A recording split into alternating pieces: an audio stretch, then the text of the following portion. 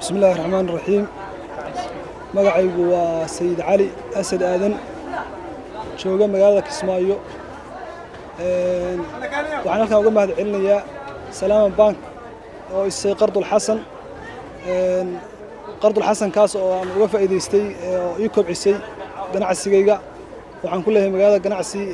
ayaan ku leeyahay ganacsigaas ay macnaha ii kobcisay Salaam Bank markii lacagta ay siisay ganacsigu level hoose ayuu ahaa uu ii koray kobac fiican ayuu sameeyay waxa la yiraahdo aad baan uga faa'iideystay uuna anfacay waxaan insha Allah rajaynayaa mar labaad inaan ku laabto oo ganacsigu hadda meesha uu marayo meel ka fiican uu sii gaaro. Salaam Bank aad iyo aad uga qayb qaadanayaa kobaca dhaqaalaha iyo shaqo abuurka bulshada ku dhaqan Kismaayo waxigeeda aad buu anfacayaa. waxa laga yaabaa nin meel hoose ganacsigiisu uu joogay marka la siiyo Qardul Xasan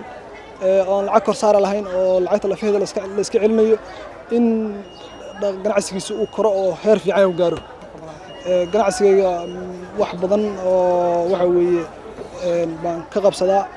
ehelkaygii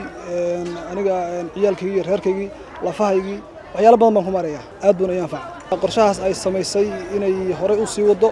oo bulshada ku dhaqan magaalada Kismaayo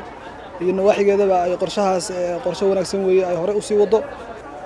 waxaan u mahad celinayaa mar labaad Salaam Bank